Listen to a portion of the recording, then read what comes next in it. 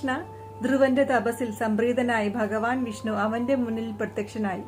ഭഗവാൻ അവനെ തന്റെ മടിയിലിരുത്തി ലാളിച്ചു. എന്നിട്ട് ഭഗവാൻ പറഞ്ഞു, നിന്റെ അച്ഛൻ നിന്നെ മടിയിലിരുത്തിയില്ല എന്ന് വിചാരിച്ച് ഒരിക്കലും വിഷമിക്കേണ്ട. ലോകത്തിലെ ഏറ്റവും ഉന്നതമായ സ്ഥാനം നിനക്ക് ഞാൻ നൽകും. ഏത് സിംഹാസനത്തിലാണോ നിനക്കിരിക്കാൻ അർഹതയില്ല എന്ന് നിന്റെ അമ്മ പറഞ്ഞത്, ആ സിംഹാസനത്തിൽ ലോക സാമ്രാട്ടായി 26,000 വർഷം നീ ഇരുന്ന് വാണരുളും. അതിനുശേഷം ഉത്തരഭാഗത്തെ നഭസിൽ എന്നും വിളങ്ങുന്ന ഒരു നക്ഷത്രമായി നീ മാറും. അത് നിന്റെ പേരിൽ അറിയപ്പെടുന്ന ധ്രുവ നക്ഷത്രമായിരിക്കും. അതിനുശേഷം ലോകം പ്രളയത്തിൽ മുങ്ങുമ്പോൾ നീ എൻ്റെ പാദങ്ങളിൽ വിലയം പ്രാപിക്കും. അപ്പോൾ എല്ലാവർക്കും ഹരേ കൃഷ്ണ.